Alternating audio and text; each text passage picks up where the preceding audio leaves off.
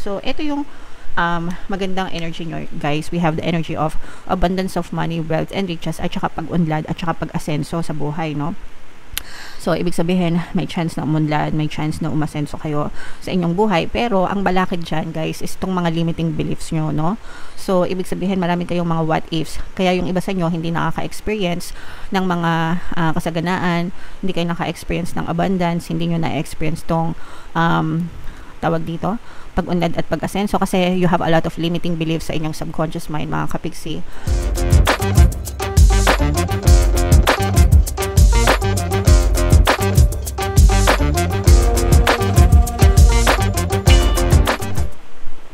Hello guys, hello Virgo, welcome back to Pinoy Pixie Tarot. Ang pamagat ng episode natin for tonight is full moon kapalaran or new moon kapalaran, guys, sorry, new moon kapalaran para ngayong May to June para sa Virgo, Sun, Moon, Rising Sign, and Venus.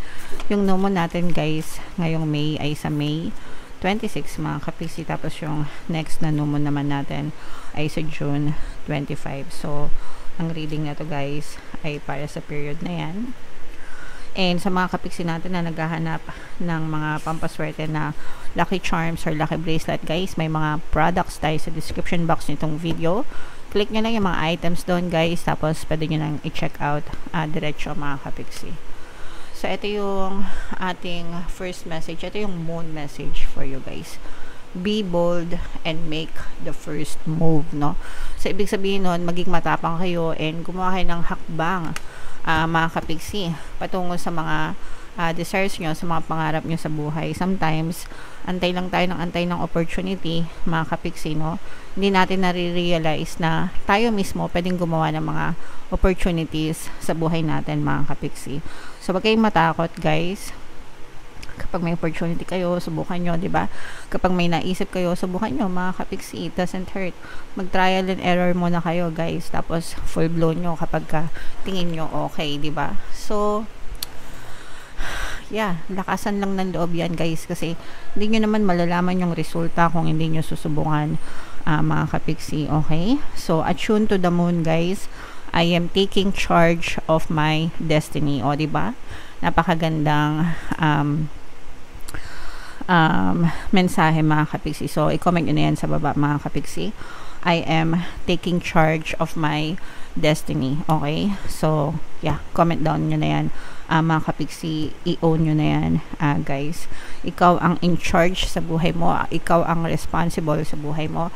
Ikaw ang magdidikta ng success or failure mo sa buhay mo, mga kapiksi. Walang iba. Okay? So, you take charge of your life. Additional meanings for this card, guys. Be bold and follow your heart and your emotions. Maging matapang ka, sundin mo kung ano yung gusto mo, sundin mo kung ano yung nasa puso mo. Hindi naman kailangan agad-agad, guys. You can take it slowly, di ba? One step at a time, that's what matters. Meron ako napanood na interview ni Tom Cruise, mga kapiksi, napakaganda. So, sabi niya, before I walk, I learn to crawl, di ba? Bago siya matutong maglakad, gumagapang muna siya. Bago siya matutong tumakbo, bago siya matutong mag-jog, naglakad muna siya. Bago siya matutong tumakbo, nag-jog muna siya. Bago siya matutong mag-sprint, tumakbo muna siya. So, nakita nyo yon, one step at a time, mga kapiksi. Hindi ko alam kung saan ko napanood yon, pero that's how life is, di ba? One step at a time, dahan-dahan lang, unti-unti lang. Yung iba kasi gusto nasa finish line agad, no? So, wag ganun, mga kapiksi. As long as you show up for yourself every day, guys, that's what matters, okay? Ito, avoid recklessness or moving too fast. Kakasabi ko lang, di ba? Kakasabi ko lang, sinabi ko pa yung sample kay Tom Cruise, mga kapiksi, di ba? Huwag kayong magmadali, guys, kasi nga yung iba masyadong atat, masyadong gusto na makita agad ng resulta, 'di ba? So, hinay-hinay lang, mga kapiksi, okay? And come into your power. The time for action is now.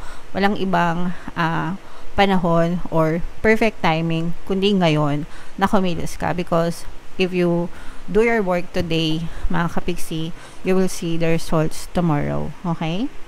And ask God, ask the universe for help.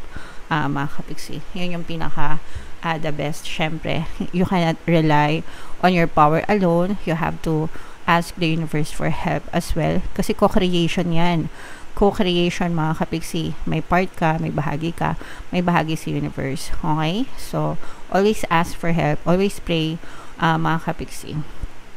So, yeah. Comment down below, guys, if feeling nyo naka-resonate kayo dyan, Virgo.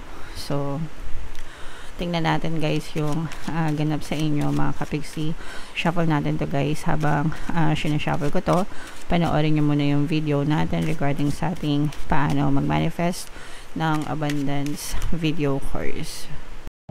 Kapiksi, sawa ka na ba sa mga struggles at hirap sa buhay mo? Masipag ka ba at masikap sa buhay ngunit hindi ka pa rin umaasenso? Ilang beses ka na bang nag-attempt magnegosyo at mag-invest pero palagi ka pa rin nalulugi? Sa pagkakataon na ito ay maaaring may subconscious beliefs ka na nagiging balakid sa iyong pag-unlad at pagyaman. Introducing, paano mag-manifest ng abundance video course.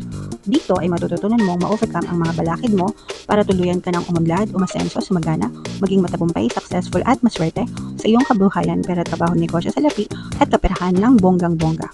Dali, mag-send na ng email sa pinoypixie@gmail.com at simulan na ang iyong pagyaman ngayon. Alright, so sa lahat na gusto mag-avail ng course, guys, naka-flash sa screen nyo. Una, meron tayong paano mag-manifest ng abundance video course. Meron din tayong paano mawala ang third party at magkaroon ng harmonious na relationship. And meron din tayong paano pabalikin si ex-revised breakup. So, sa mga interesado, guys, mag-send lang kayo ng email sa pinoypixie@gmail.com. So, Virgo, guys, kayo ay na-represent ng King of Pens. Ito yung ating moon energy, mga kapiksi. Latag muna natin yung inyong spread, guys. And again, no, sa mga, wow, grabe. Sa mga naghahanap ng mga pampaswerte na lucky charms, lucky bracelet, mga kapiksi.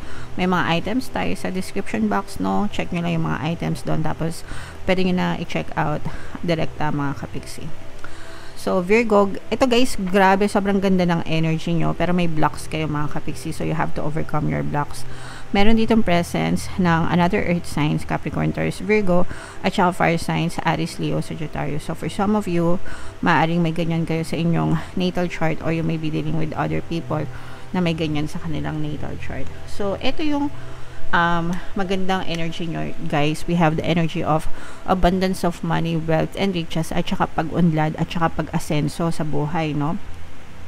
So, ibig sabihin, may chance na umunlad, may chance na umasenso kayo sa inyong buhay. Pero, ang balakid dyan, guys, is itong mga limiting beliefs nyo, no? So, ibig sabihin, marami kayong mga what-ifs. Kaya yung iba sa inyo, hindi nakaka-experience ng mga kasaganaan, hindi kayo naka-experience ng abundance, hindi nyo na-experience tong tawag dito, pag-unlad at pag-asenso, kasi you have a lot of limiting beliefs sa inyong subconscious mind, mga kapiksi. So, nagiging biktima kayo ng circumstances. So, let's say, for example, mahirap buhay nyo ngayon. Puro kayo problema, di ba? So, pwedeng meron kayong mga beliefs na hanggang ganito na lang yung buhay ko, ang hirap ng buhay, ang hirap kumita ng pera, maliit lang ang sweldo ko, hindi ako nakatapos, hindi ako nakagraduate, hanggang ganito lang yung trabaho na pwede kong pasukan. So, mga ganon-ganon, such and such and such. If you have those beliefs, mga kapiksi, hindi nyo talaga ma-experience itong kasaganaan na to. So, you have to omit this, you have to revise this old story para makamtan nyo tong abundance na to. So, tanong nyo sa sarili nyo, guys, kasi kayo lang din maka-identify ng blocks nyo. Kaya nga meron akong course, guys, paano mag-manifest ng abundance video course, kasi doon merong set of questions or list of questions na sasagutin kayo. Yun yung kagandahan ng course doon, guys. Sa mga nag-avail ng course, thank you so much. Alam na nila yan. May mga list of questions doon na ma-identify nyo kung ano yung mga blocks nyo. Yun yung kagandahan ng course. Anyway, yeah, so you have to identify your limiting beliefs. Bakit ako naghihirap? Anong belief system ko? Anong paniniwala ko sa pera? Anong paniniwala ko sa swerte? Anong paniniwala ko sa buhay? Diba? Mga ganun, mga kapiksi. So, you have to overcome them. You have to revise them para ma-experience nyo itong kasaganaan na to. Sayang, guys, eh. Sayang yung kasaganaan sa buhay nyo, nandyan lang sa paligid nyo, pero hindi nyo ma-experience. You are in charge of your destiny, mga kapiksi. Make the first move, no? Yan yung sinasabi, guys, di ba? Be bold and make the first move. Ikaw ang responsible sa destiny mo. You are in charge, mga kapiksi. Kung ano yung hinahanap mo, makikita mo kung gusto mo, mga kapiksi, kasi ikaw naman yung in charge sa buhay nyo, okay? You are also being advised, guys, na magpahinga. Baka yung iba sa inyo nagkakasakit, mga kapiksi. Parang meron kayong mga emotional blockages din, guys, no? So, you have to remove these emotional blockages, mga kapiksi. Pag sinabing emotional blockages, guys, yan yung mga galit, anger, hatred, resentment, yung mga tampo, yung mga hinanakit, yan yung mga emotional blocks, guys, na kailangan nyo ma-overcome, and magpahinga kayo, mag-cleanse, mag-meditate, para maka-move on kayo, guys, para ma-overcome nyo yung emotional blocks na yun, mga kapiksi. Kung merong nakagawa ng hindi maganda sa inyo, it's very important na you forgive them and acceptance and move on para mawala yung mga emotional blocks. Ayan, guys, so this is financial gains, mga kapiksi. Again, guys, you have the energy of abundance of money, wealth, and riches, and financial gains. Ibig sabihin, maganda talaga yung daloy ng pera sa inyo, pero may mga blocks kayo na kailangan yung ma-overcome, Virgo. Kaya yung iba sa inyo hindi na-experience itong kasaganaan na to. Pero yung iba naman sa inyo, guys, kung wala naman kayong blocks, huwag kayong mag-alala kasi maganda yung daloy ng pera sa inyo. So, mag-affirm kayo, guys. Money, money, come to me. Palagi ako may pera. Palagi ako nagkakapera. I'm the queen of abundance. I'm the king of abundance. So, yan yung mga favorite money affirmations ko. Ayan, guys. So, ito yung mga emotional blocks nyo, mga kapiksi. So, nakikita nyo ba yan? Nagdudugo yung puso nyo, no? Kakasabi ko lang kanina, you have like a lot of emotional blocks, mga kapiksi, na kailangan nyo i-overcome, guys. Kasi yung mga puot-puot yan sa dibdib nyo, malaking ano talaga yan, balakad sa buhay. Okay? And magiging very progressive yung inyong pamumuhay, guys. Again, kailangan nyo lang ma-overcome yung emotional blocks and yung mga limiting beliefs nyo, guys. Sayang itong mga positive energies nyo, Virgo, kung hindi nyo ma-experience dahil lang sa kanigahan nyo. Okay? So, again, you are in charge of your destiny, Virgo. You choose your destiny well. Okay? Alright. So, i-mind nyo lahat yan, guys. Itong magaganda na to. Yung mga kasaganaan sa pera na yan, financial gains, pag-unlad, pag-asenso, success, no? Mind nyo lahat yan sa comment section, and comment down below, guys, if feeling nyo naka-resonate kayo.